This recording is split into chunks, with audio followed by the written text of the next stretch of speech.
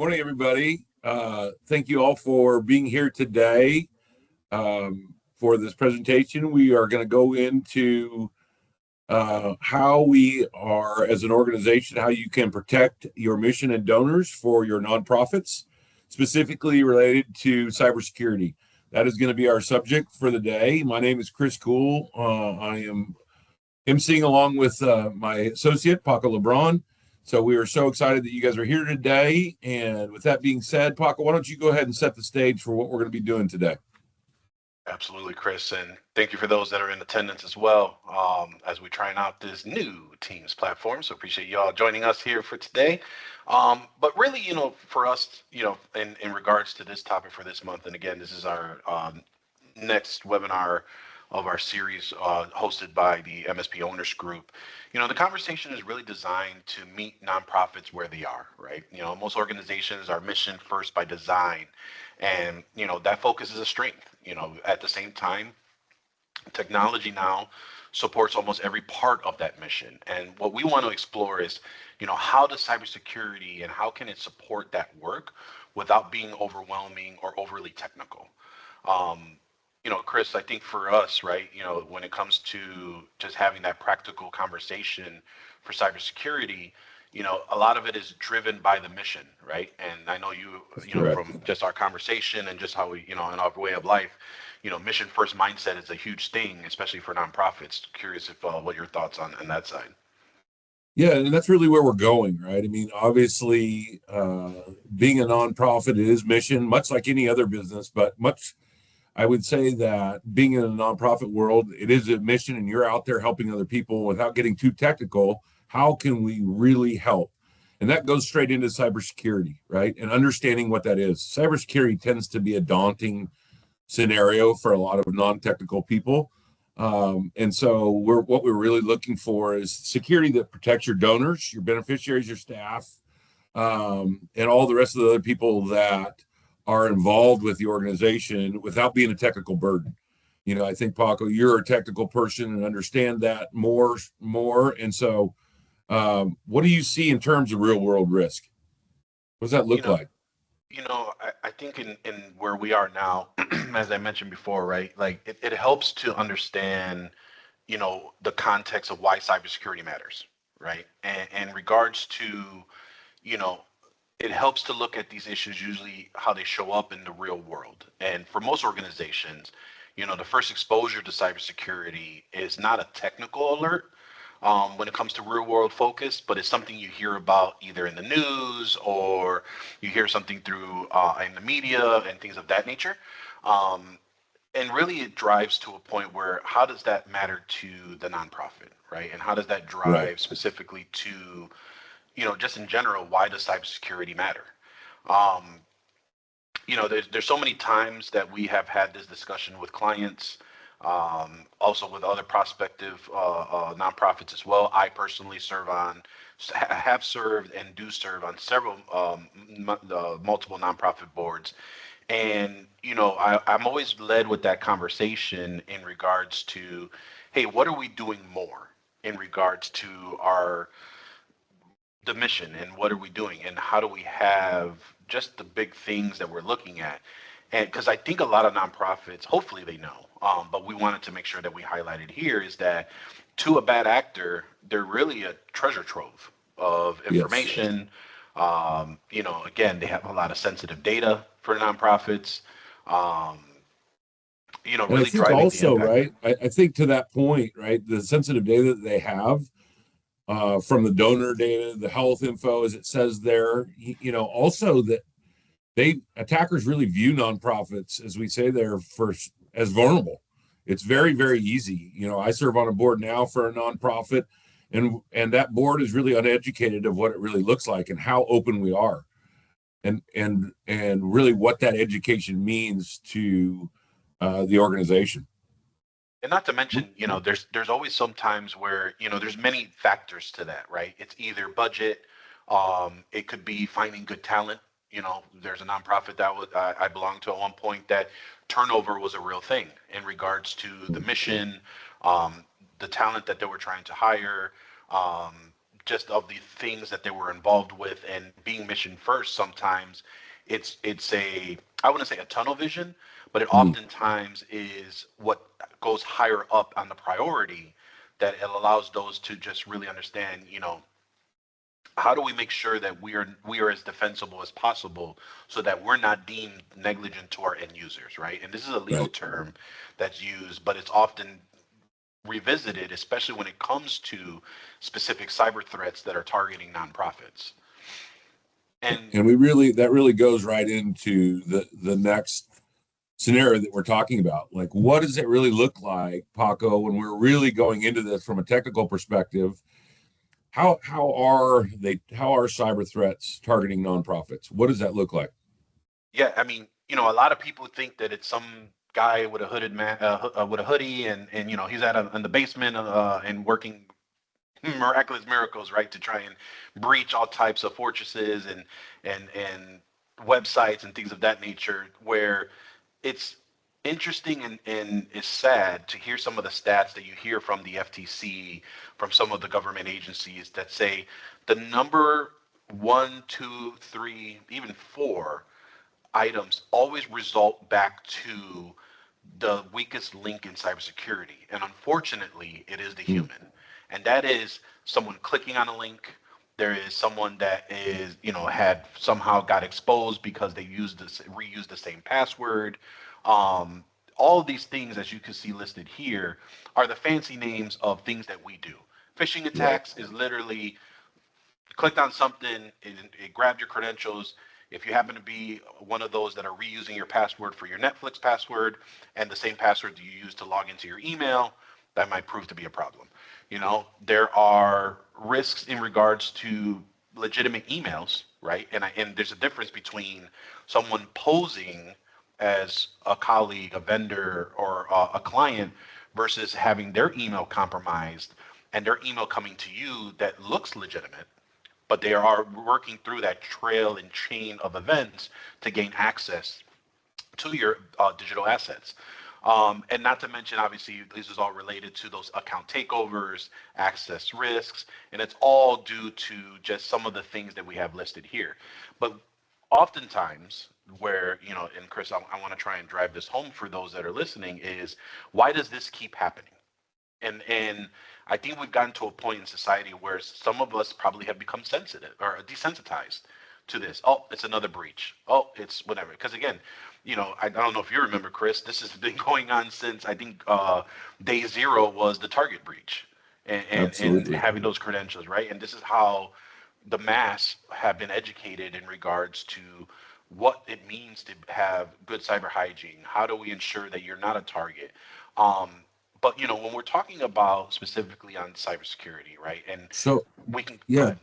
So from that perspective, when we're talking about cybersecurity and we're looking at these and going through all of this, there is a digital footprint, right, Paco? Like, we are creating, there is a digital footprint that we all create.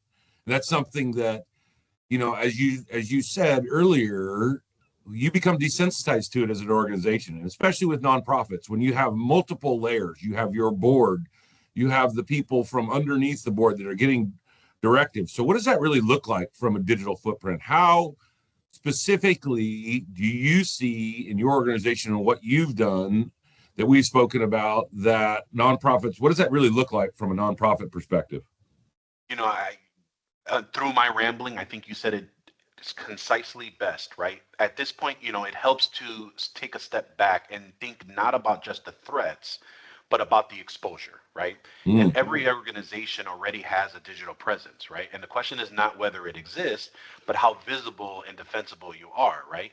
And so this was a slide I shared on my last presentation, but it still holds here, where this is what makes up your digital footprint. What do we refer to that, right? This is the information that's about you. This is information that are shared through actions, meaning you clicking on your browser and it's storing the cookies, and it maintains your search activity, your streaming, how you shop. If you've ever had it where you say you talk to someone about something, and all of a sudden on the ads they show up on the thing you were talking about, buying a new vacuum, that new place. It's all just really good cookies and tracking and things of that nature. but also information that's shared by others. And that tends to be all in culmination of the data that's being put together, is your digital footprint. And that is what we're referring to, where it may feel like these things continue to keep happening. It's just there's so much of your data that's out there. But Chris, as you know, for some people that may think, oh, well, I don't have anything that's of value. I don't have anything that's valuable from my data in regards to my digital footprint. Why should I care? And so I think this one really drives home on, you know, how much is your data worth? And this is a really amazing perspective, right? And I had really had no idea until I got into this business really what it is and what it was. As you said, Paco, right? It's amazing when you're watching Facebook or you go on to Amazon Prime and you put in something, and then all of a sudden it pops up in your search, and then you go to what is it really? What is the value? As we go through this, and you look at these different things, this is a little bit different, right? You know, I thought credit card details would be much higher, but if you look at the mean average credit card, that may be an attack, but they're going to be looking at other things. That's why, from a nonprofit perspective, your bank accounts, obviously, the crypto accounts, those are very, very large. But here's a really amazing breakdown of kind of what that looks like. Is there anything that really stands out to you, or a real world application that you've had, that you've been involved with in boards, or as you serve and see that you've had this happen to, or can speak to this? Yeah, no, I mean, I think this, you know, there's real dollars that are associated with this. And because you got to think that this is the price of what it is to acquire this data. But you have to understand, for those that are listening, is how much they're going to get on their return. There was a nonprofit that we were aware of that one of our board members that I sat with also sat on that board, as well. And unfortunately, what occurred was their credentials were exposed to a point where the admin staff there were unfortunately tricked into wiring a Mhm. large sum of money because they helped manage a lot of particular patrons that they had resolved in those donations. And what ended up happening was they ended up wiring this sum of money because they assumed that they were making a investment transfer with their financial management company. And it turned out that those credentials were exposed. And because those credentials were exposed, that email looked legitimate, but it had those information that went out there. So something that would cost a bad actor anywhere in regards to 20 to $60 ended up getting them millions, if not thousands, if not millions of dollars in regards to the nonprofits and what they're serving on as well. I think the biggest piece that we want to make sure that we drive home on this case is this is a for the bad actors. You know, it's again, I use the example of the gentleman with the hoodie, or the person with the hoodie that's in the basement. There are corporations that are built to expose and cipher and extract credentials and data to be able to Mhm. expose in the future.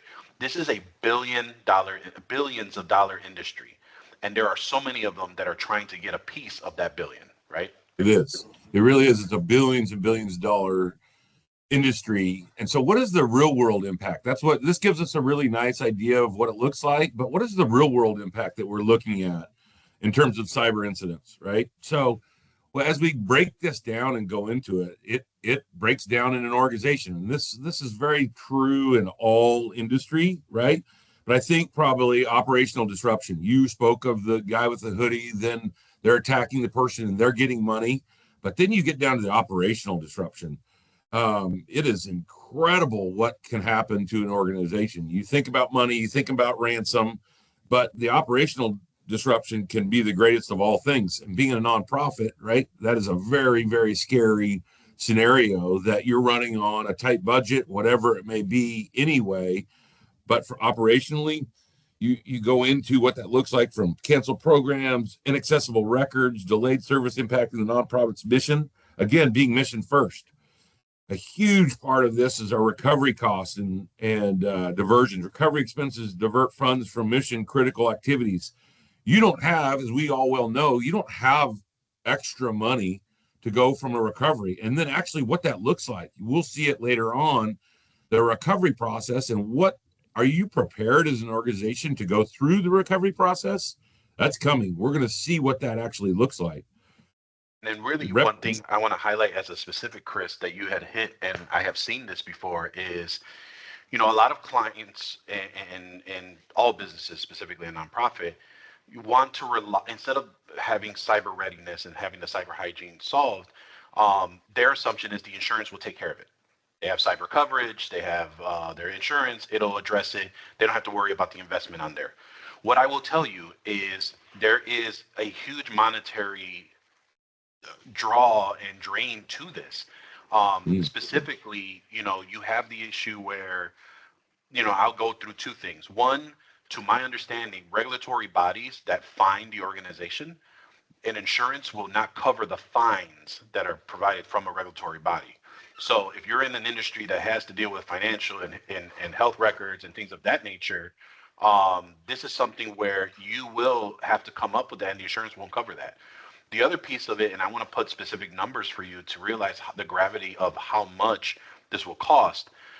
Anytime there is a displaced of records and you are unfortunately cause of an exposure to your patrons, each individual record is entitled by in state for the state government. You have to pay for credit monitoring. Now, credit monitoring is usually about $15 a month. Okay, 15 times 12, you got about $180 a year. But let's say you just have a member base of 1,000 members. You're talking about $180,000 that you have to come up with for credit monitoring alone. This is not referring to restoring your operations. That's just the monitoring portion. That's 100%. Just simply the monitoring portion. So as you roll that in, as you're saying, you continue on down that dollar figure can go through the roof, and it can have huge impact. And then, as we see here, the reputational damage, we've seen that happen firsthand. We are in the nonprofit world, we're expecting and are blessed to have these donors that are and these partners sometimes at a very, very high level. Well, what kind of trust does that have when your organization and you don't know, you're not prepared, you're not educated, and then you have to be able to speak to those people. And what does that look like? That cost alone, how does that affect your bottom line when you're talking about nonprofits? And again, we're not here to discuss and be the negative Nancy's, right? Because we understand where nonprofits are commonly struggling, right? There's the lack of visibility.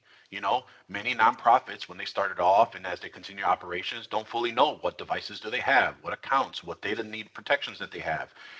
What are the security practices?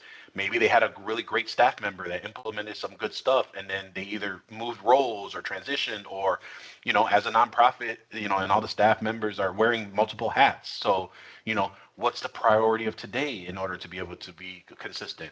And we're not, ignorant to the fact that there's going to be resource constraints. We understand that you're trying to make what you can with what you got. And really just the governance and training challenges, right, Chris? I think there's a point where some of us, when it comes to cybersecurity, we know it's there, but we just have no idea where to start, right? I don't know if there's anything else that you can add on that side that you've seen. I think that, and I would agree with you. I think that, we're not trying to be a negative nanny or put a great scare out there, right? It's really about education, and it's about us serving as organizations and creating an educational platform where we're able to do this. It's about educating what's happening out in the real world so that you could translate it to some viable actions. Yeah. So go ahead, Paco. No, I was just going to add on that, as both of us who serve on boards and have relationship with nonprofits, right? These challenges are common. Right? They're predictable, they're addressable when they're acknowledged early, right? The goal today is not perfection, but it is more for clarity.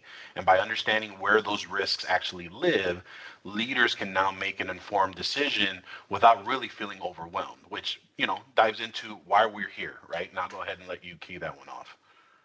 Well, and I think that that's really what it looks like, right? Is that it's education, it's manageable, it's not overwhelming. We're not trying to overwhelm what it is in the world, but that when we get done here and that when we go through this process, that you leave here with some clear actions, right? Everybody needs steps. It's just, again, the education leads to a game plan that leads to steps so that it doesn't become overwhelming. Absolutely. And so one of those, and we're going to go in through, again, we mentioned that we're going to provide you specific actionable items This is not just a fluff webinar. What can you do today with your organization? And just, again, get a little bit more clarity, understand where you're going from there. And again, it's all about the progress, right? And being able to do so. One of those is to check your exposed credentials, right? Review your organization staff emails. If there's any exposed accounts, make sure that you have at least resetting your passwords, making sure your multi-factor authentication is enforced immediately. One of the sites that we do mention that is pretty good, that's community driven, is called haveibeenpwned.com. And so I'll leave that website here up in a second. And even if you want to maybe take a few minutes to search it, type in your email address. And then what this website will tell you is it will inform you of any public breaches, data incidents that have occurred with your data, and it will display to you what data has been exposed. Some of them, it might just be information like address, name, birth date, but others could be sensitive information like passwords, social security, other items as well, driver's license numbers, depending on what entity was unfortunately had a data incident. And it doesn't necessarily need to be one that you're involved with, but a company that used a data broker to garner and aggregate your data could also be part of that data incident and that data breach as well that was publicly notified. Chris, sounded like you had something you wanted to add on there. Yeah, so Paco, as you're saying that, you kind of breeze through it, you've done it, you're comfortable with it. So this will actually, this will actually allow me to go in as an organization and check the staff emails and 100%. see where these breaches.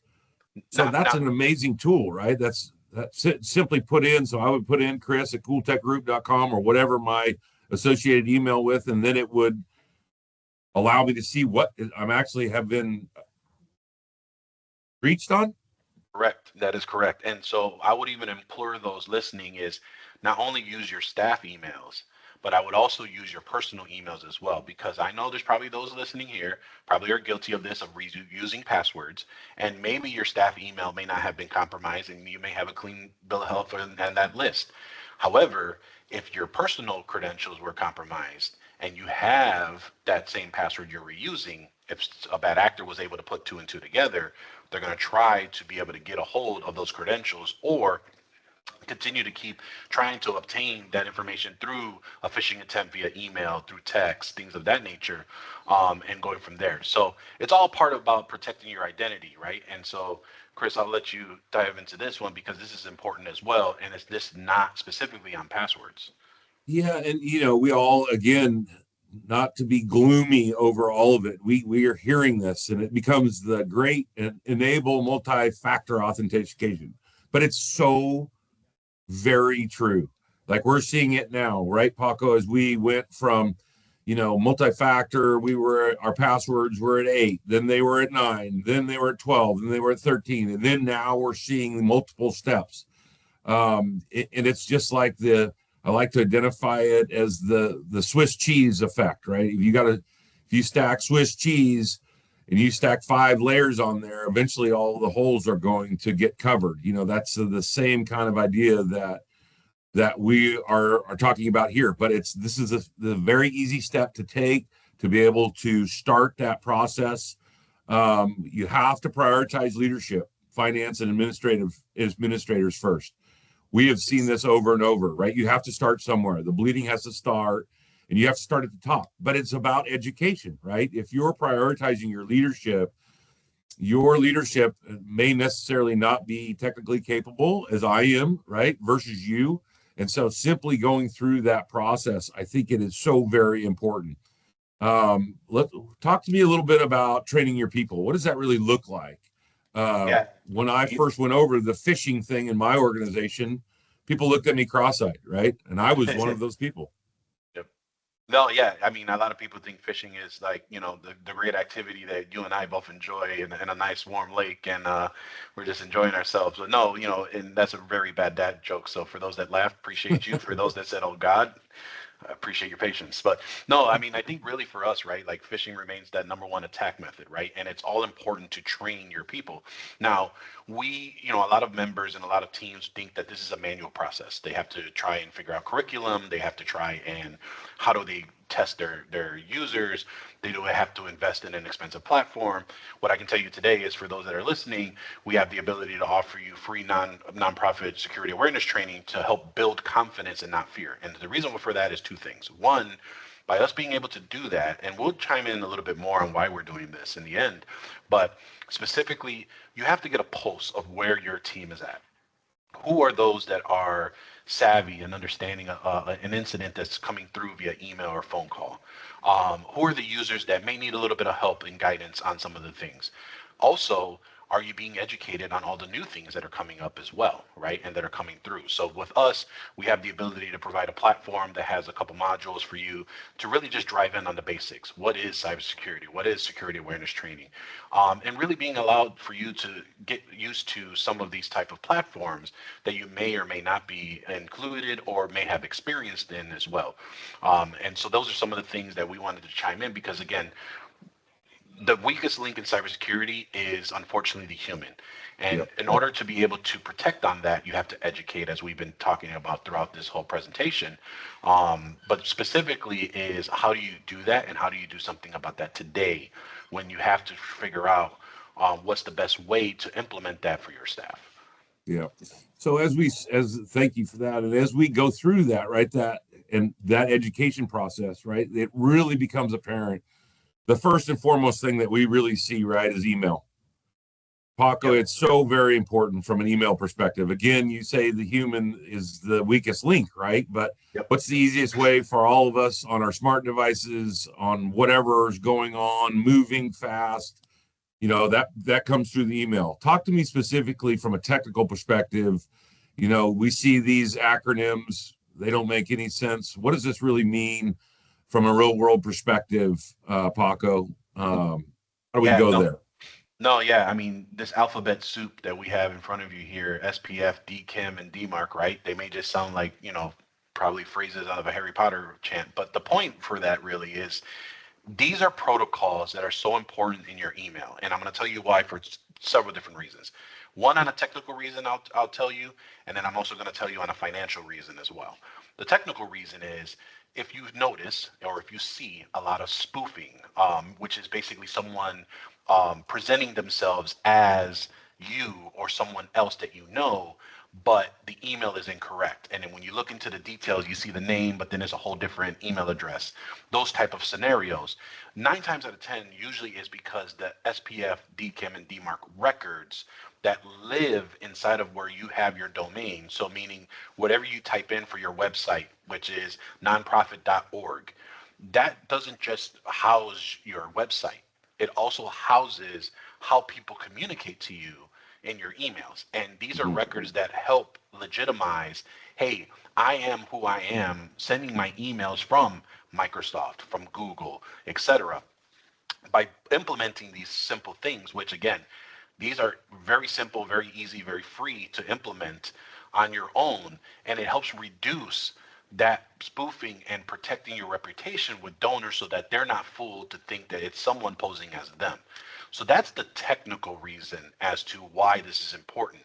Financially, I will tell you a big example where a good friend of mine, Jose Alfredo Suarez over at the Alera Group, who handles commercial risk for the Chicagoland area and across the nation, he had advised me and told me that little do a lot of businesses know is that when they do to look for cyber coverage, or they're trying to understand the cyber hygiene or the actual stance where that business is, they will run a scan on the domain of that user.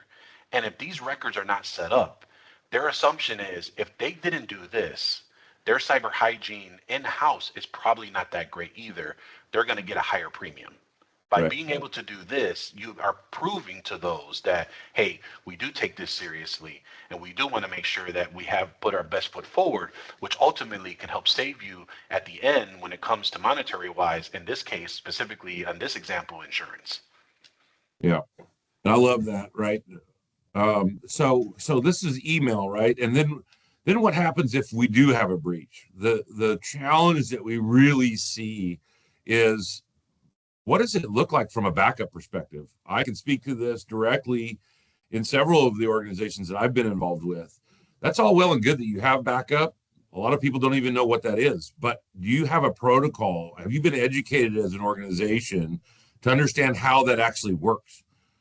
It's only good if it can be restored successfully. That's all well and good if you have it in place, but you don't understand how it is or have been through the process. Again, education through the process to understand where it is, ensure that backups are protected from ransomware and tested regularly. That's another thing. You have to do this frequently. It's the same thing. It goes back to the Swiss cheese. If you're not consistent, that's why we're seeing the multi-level authentication. Boy, I'm having trouble saying that word today. Say that 3 times fast. Yeah, right. And so if we're going through that, but you're seeing that grow right now, that's getting larger and larger. But you have to go through this process. It's just like a drill and anything else. If you haven't practiced it or don't understand how it is, or your organization is not set up and educated in that regard, it doesn't make any difference if you have backups or not. Yep. And it's a great opportunity to chime in and be able to look into the fact of what do you do when an incident happens, right? Chris just mentioned, hey, you got to make sure your backups are working. But I think a lot of people understand that when it comes to backups, offering backup and being told you have a backup doesn't necessarily mean that the backup will restore properly, right? And we're talking about all types of backup. I think the traditional sense was backing up your computer and making sure the files are safe. But we're in a digital age now. We're in the modern workforce, right? Are your Microsoft 365 OneDrive files being backed up? Is your SharePoint being backed up? Is your emails being backed up? These are things that we have to take into consideration, and can they be restored? But when an incident does happen, I think what ends up happening 9 times out of 10 when there's not an incident response plan is everyone's running around like a chicken without its head, right? And so it's important to understand, to document just the simple things. Who do you call when something is happening? What do we do to reduce the panic, right? And how do we make sure that downtime is really going into a minimized specific situation versus having panic? Everyone's running around trying to figure out what's going on. And it happens, right? Because again, it's not front of mind to say, we have all these things in place, but what do we do with it when we really need to get to that point, right? How do we understand and move forward in that and making sure that, hey, we can be prepared with just a simple, hey, let's figure out who we need to call and what do we need to do before something happens, and a clear head than it is when you're in panic mode. Absolutely. You want to be proactive instead of reactive, right? We're educating. We want to understand. And that goes into our next thing. What does it really look like being cyber capable? Yeah. No, I mean, I think in this sense, right, it really goes down to specifically saying, all right, how can we get to the point where our staff questions unexpected emails and requests, right? How do we understand and have leadership understand where sensitive data lives, and how do we have it protected? And then being able to communicate it to the board and being able to really understand, hey, how do we ensure the board's oversight, and they understand because again, the board is responsible too for the direction of the organization and help guide and help with the governance. The expectation is not for the board to be technical experts, right? But we want to make sure that they understand the risk and the oversight, or that we provide them the oversight for what needs to be happening, right? Because the common thing for boards they're trying to figure out, how are we protecting donor data? How are you protecting client data? And what happens when and this is a question for the nonprofits listening here today, is what happens when we're asked to explain what is our cybersecurity decisions? Chris, I didn't know if there was anything else you want to add on to that. Well, I think that this is a really important scenario, right? We transition from staff, the particular things, emails, backups, staff, but then the fiduciary duty of the board, right? And oftentimes the board isn't aware of it. But this is very, very important that these points are taken from a high level of responsibility from the board, and that they understand what that is. And oftentimes they don't.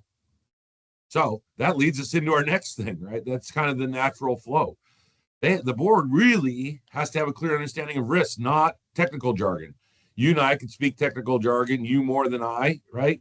But the reality is they have to understand what the game plan, they have to be educated. The board has to be educated. They have to know what the game plan is. They have to have confidence that the responsible steps are being taken throughout the whole process. They have to have confidence in the fact that what they have in place and that they're educated is simple and translatable, so that their fiduciary duty is to protect their donors, right? Yes, the organization, but to protect the donors and all that are out there. It's Yep. super important. And really down to it is like, for a nonprofit trying to figure out, okay, yes, that's great. And I can speak from experience where, if you're presenting this to the board on, hey, look, we really want to get serious on our cybersecurity. We need to figure out, here's the budget, here's what we have in place, this is what we want to do. What I have found is when they present this to us, in as far as being a board of directors, being able to focus on the mission and the impact that it's going to do and not the tools, and Right. sharing what are those risks and the actions that we can take on next steps goes so much further than it does, hey, here's what we need because this is what our IT team said we needed, and this is going to make us cybersecurity fit. And that's something where, coming to a board to understand, hey, this is really driving impact with the organization, and being that it's impacting the mission drives that conversation so much further than just coming in through with just the, hey, this is what we need to do. Chris, not sure if there's anything else you want to add to that. Yeah. So what do you really mean? Again, I keep seeing this focus on the mission, Paco, right? As the undertone of what that is, and that goes into our next steps, right? What does it look like for cyber updates? Simple board cyber update. What are you talking about when you say mission? Yeah, no. So I mean, I think for every nonprofit, right, it all has some dedicated mission that is trying to drive, whether that is providing health equity through their neighborhood. There are others that are trying to provide fiduciary duties and business acknowledgement and an even playing field for some of the areas in the business district of, specifically here in Chicago or in other metro cities. What is driving that nonprofit to do what it does, and how do we ensure that the implementation of the technology and the cybersecurity helps drive that along, right? Because, Yes. for every business, and I believe nonprofits care about this more as well, is that how do you increase donations, how do you reduce cost, and how do you expand your market share? And specifically with those three items, how can you assist with that? And I think being able to tie that where the data matters most into that mission can help you identify what's going to risk the impact or disruption of being able to achieve that mission. And so, even down to things we mentioned earlier in the presentation of programs being cut or maybe limited, staffing that help administer some of the duties of the nonprofit. These are things to take into consideration when trying to figure out, all right, how do we make sure that the board gets the updates in regards to the mission that can then alleviate and help when it comes to introducing cybersecurity to the organization. That's fantastic. And I think that then that translates exactly what it is, right? I mean, it's in every business. Then that translates into confidence for the board, right? Which is where we go next. That's really what we're looking at. As we those processes, Paco, that you just identified and what it really looks like, what does that mean? This progress builds credibility, right? It's so valuable for us to be able to do that. Do you have anything further on what that really looks like in terms of building credibility? I mean, I think, throughout this whole presentation, right, is ensuring that visibility and steady improvement are what creates the confidence with leadership and boards, right? This is all part of a journey. This is not a one-time project, right? Cybersecurity is not a checkbox that you can just check off and hope for the best, right? This is something that's an involved conversation to continue, but there are many layers to this thing. If you watch Shrek, there's many different layers of an onion or a cake, whichever analogy you like.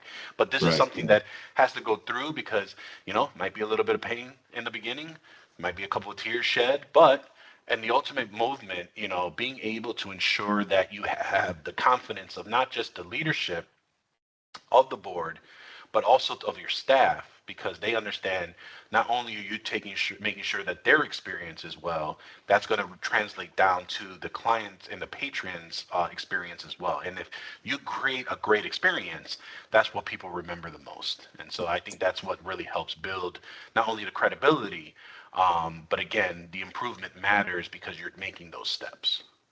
Amen to that. Now, again, and I think Chris can chime in here too. We serve on boards because we live to serve, and that's just what we try to do. And we wanted to make sure that this webinar, we did provide something of value to those that are listening, and those who watch this, down the line. And you can reach out to us, being able to get some free help for nonprofits, right? Having the ability of getting a free credential exposure review. Now, we showed you the free website, and you can definitely do that for having been pwned, and that will give you public breaches. For our free credential exposure reviews, we have other data sources that have been disclosed privately, that have been acquired by the vendors that we use, that can help provide you a much more detailed report in regards to what you need to do with your credentials, whether it is passwords, whether it is data that's exposed, excuse me, and what you can do to kind of move forward from there. We also have the ability to provide you the free security awareness training so that you can get your staff educated on a couple of those modules and expand as you need moving forward. And then I think for Chris, and I, this is a really big one, is how do we get the board reading talking points, and how do we help with that guidance so that you can start making those strides and start making that improvement and start that journey for the cybersecurity of your organization, so you can be in a better cyber hygiene method. Chris, anything you wanted to add into that? Again, it goes back to education, right? It goes back to being able to translate what the board needs. We need to, for it not to be scary, for it not to be overwhelming, but for it to be concise, and what exactly you need to be speaking about, and then how that translates down through the organization. Again, it's matriculation. It comes from the top, goes all the way down to the bottom through the staff. And then obviously the greatest impact of the mushroom is to, like you said, Paco, we're actually serving, we're doing the same thing, and boards are doing the same thing. Who are you serving, and what that means for this not to be overwhelming, but at the same time, here are these talking points. This is what you need preparation for, to make it simple and easy. And we're here from a guidance perspective. And so that's really what we're here for. Yep. No, absolutely. We believe nonprofits should not have to figure it out all on their own, and they don't have to do this alone. This is why we provide support designed specifically for nonprofits realities. We specifically didn't do intros in the beginning because we understand that, we want to respect your time, and we want to make sure that you got the information and the benefit from being able to attend today. But this is a little bit about ourselves, and I'll go ahead and introduce Mr. Chris Cool over here. And again, we both run into being your local IT partner who actually cares, and have the ability of ensuring that we can help those that are in our market and area. Chris, not sure if there's anything you wanted to chime in on your areas, because I know you're in the good old town of Houston. Yes, thank you, Paco. Yeah, we really serve a lot of Texas. We're in the quadrangle down here, and so and really the West Coast. Paco really have influence in Chicago, as you'll see here, in the East Coast. But that's really our methodology and what that looks like. We have the ability, obviously, as you look in there, everybody's wearing a dozen hats. And this, again, is a breakdown of what we're really talking about. It's very simple. We want to educate, we want to help, and we're here to serve, right? And so we're just really excited to be able to serve anybody from the West Coast. Introducing my boy Paco Lebron. He is based out of Chicago. Obviously, has a very incredible technical background, much more so than I. And I rely on him a bunch from a partnership perspective. He really runs the East Coast, does a really nice job, based out of Chicago. And but also, Paco, I just have to commend you on your ability to educate, be technical, but educate on layman's terms. And I lean on you a lot for that. So thank you for that. And what does that look like for Prodigy Techs? Yeah, no, I couldn't have said it any better. I think, outside of me being CEO of MSP Owners Group, I do run our Chicago office here at Prodigy Techs. Again, doing a lot of the same things that Chris does down in Houston. But again, we have not only just our local markets, but we do help on coast to coast, as Chris had mentioned, from west to east. So should you be listening into another market, we do have the ability to provide that national coverage because of what we have as our operating systems that drive our experience centers for these particular MSPs. So, there's not much different than what Chris mentioned, is that, we are IT providers. Managed service providers are terms that you may have heard from some of your IT partners that are servicing you. We just welcome the ability of being here on your screens and being able to educate a little bit and hopefully provide you value that we can either provide in this specific webinar, or that we can probably provide you down the road should you ever need it. So again, I know Chris said, I want to thank me, and I thank you for being my cohort and helping me lead this webinar here. But for all of you, we want to thank you for your attention. We appreciate you tuning in with us here. We'll go ahead and hold off if there's any questions, but for you to obtain any of those free resources, definitely head over to cooltechgroup.com. Feel free to hit that contact form and they'll make a submission, and we'll make sure to ensure that you get those resources. Or maybe you want to start a conversation on how you can help your cyber hygiene and your cyber methodology. We're more than happy to help you with that as well. So with that, I'll open up for questions. We'll hold on for a few, and then if not, we'll make sure to return your time to you.